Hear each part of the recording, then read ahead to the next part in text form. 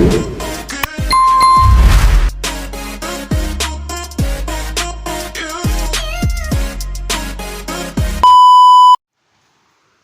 mga kaswerte, magandang hapon po sa inyong lahat. Nandito po ako ngayon. Pupunta ako ng Ilog Lipid. Muli ko po siyang balikan mga kaswerte. Silipin po natin mga kaswerte.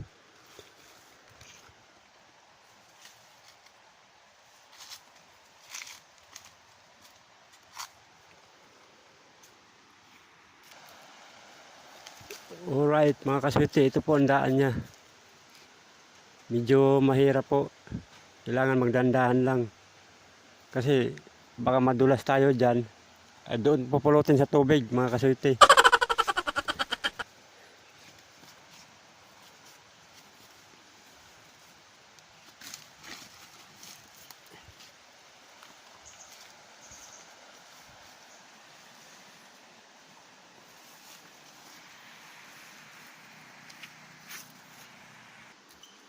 Alright, so nakababa na ako mga kaswerte. Parang may nagpipiknik dito mga kaswerte. Oh. Maluto yata doon.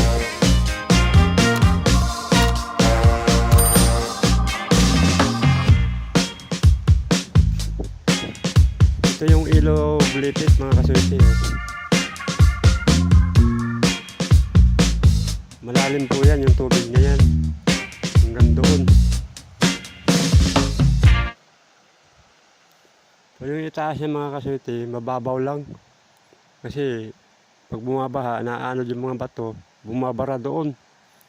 Sa itaas na yan. Kaya mababaw yun doon banda. Ito lang malalim. Malalim yan.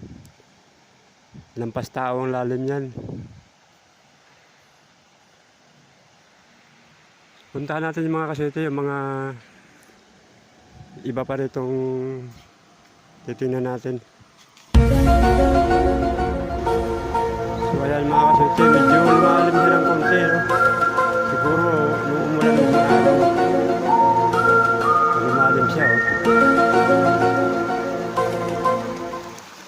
Yung unang uwi ko dito, mababaw pa ito. Ayan, mababaw yan. Ngayon medyo lumalim na siya.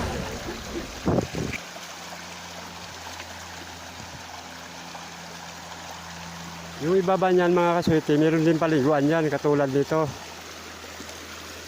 Katulad niyan. Malawak. Kaya lang medyo malayo at saka mahirap yung daan. Dito lang muna tayo mga kaswerte. Mahirap yung daan doon.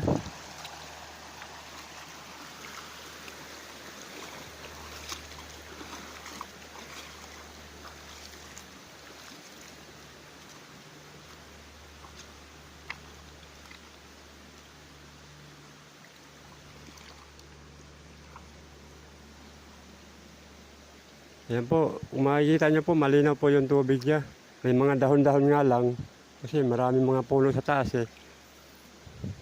Pero napakalamig po ng tubig yan mga kaswerte. Pag naligo kayo dyan. Pag mahal na araw, punong-puno yan, punong-puno ng tao. Pipiknik sila dyan. So, tingnan natin yung kuiba rito mga kaswerte.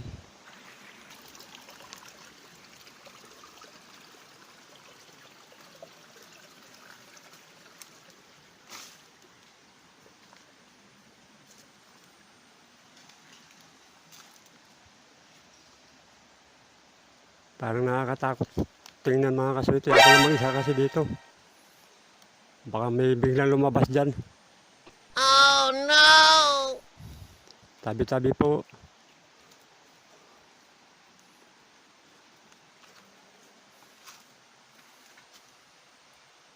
So, ayan po ang bukana ng kuiba na yan.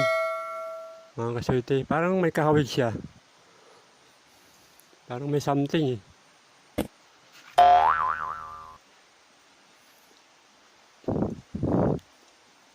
Titingnan mo dito sa bukana mga kaswerte, makipot siya. Pagdating mo sa loob, maluwang na daw yan. Ang loob niyan maluwang na. Nakakatayo na raw ang tao dyan sa loob. Kaso madilim.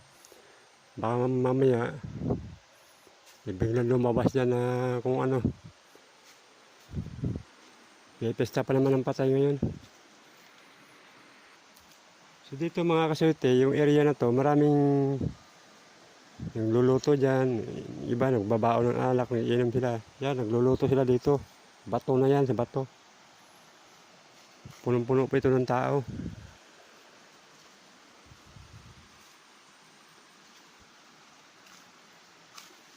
Yung itaas yan mga kasuyote, bahayan yan. Bahayan yan sa itaas na yan. So dito, may bukal. Medyo nasira nga lang siya ng baha. May mga basura na rin siya. Oh.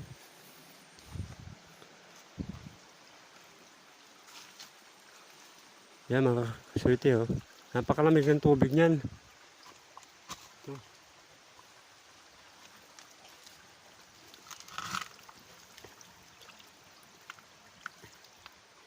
Dati may kawayan kasi yan nakasuksok ng ganyan. Para sa sahod ka na lang. Puro basura na siya mga kasuyote.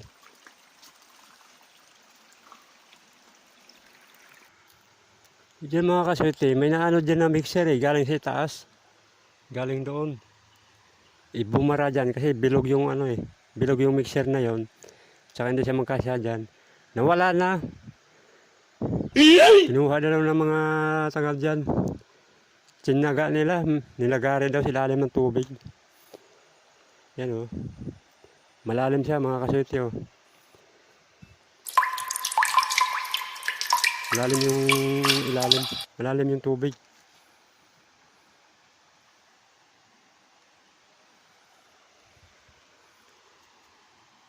Yan, malinis na siya.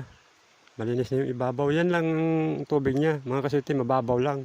Pagdating dito, unti-unti, palalim ng palalim yan hanggang doon.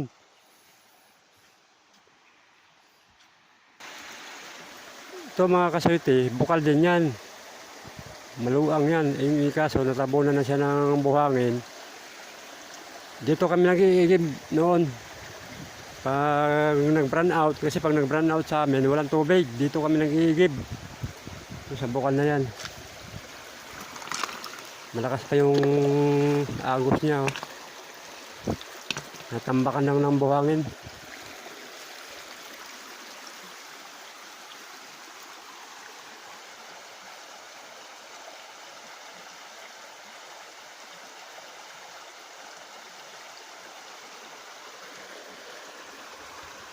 So dito mga kasuyote, napakasarap maglaba dyan. Sa ilog na to. Kung medyo tinatamad ka at tambak yung labahin mo, pwede mo na ipaano dyan mga kasuyote pag tinatamad ka na.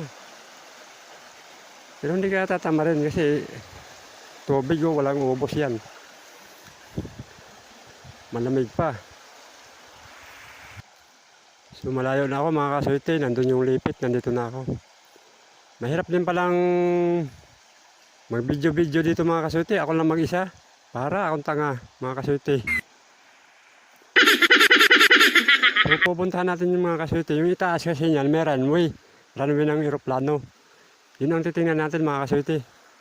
Tara.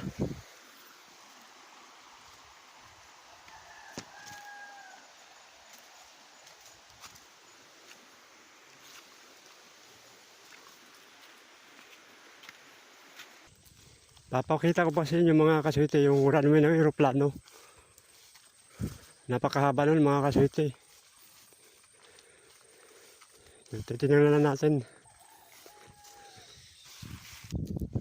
So ito na po mga kasuyote yung runway na sinasabi ko. Runway ng eroplano yan. Yung malilit na eroplano mga kasuyote. Ang haba niya mga kasuyote oh. Ang dulo niyan mga kasuyote nandito. Yan yung dulo niyan. Pagdating niya sa dulo, dyan na tumataas na yung eroplano. Pataas. Bali damo lang siya. Damuhan siya mga kasuyote. Sinadya nilang hindi samintuhin talaga ito. Nialagaan nila to ng ng grass cutter. Dito lang po yan sa bayan ng Tuwi mga kasuyote. Yung pinakabudigan ng eroplano nandun. Nakikita nyo yun parang bandera na kulay pula. Nandun yung bodega ng sa garahe ng eroplano. 3 eroplano yata nandyan. So, hindi lang natin pupuntahan mga kasuti kasi napakalayo. Wala akong service. Lakad ako, lakad.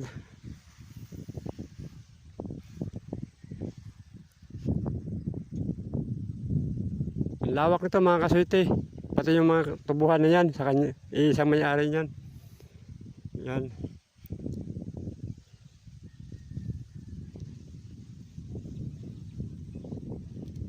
So hanggang dito lang muna tayo mga kasuti. Kasi medyo mahangin, parang uulan. Paalam sa inyo mga kasuti, paalam.